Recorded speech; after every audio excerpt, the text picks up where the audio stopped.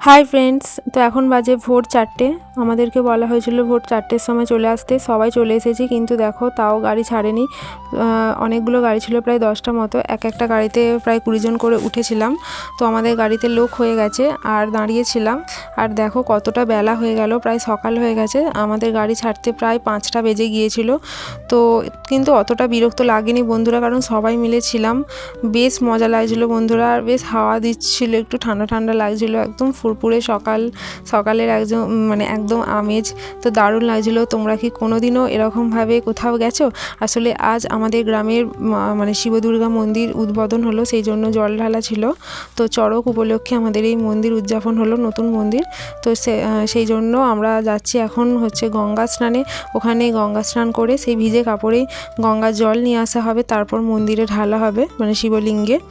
তো বন্ধুরা সেই লাগছিল, দারুণ লাগছিল, কি বলবো, কিচ্ছু বলার নেই। তো চলো।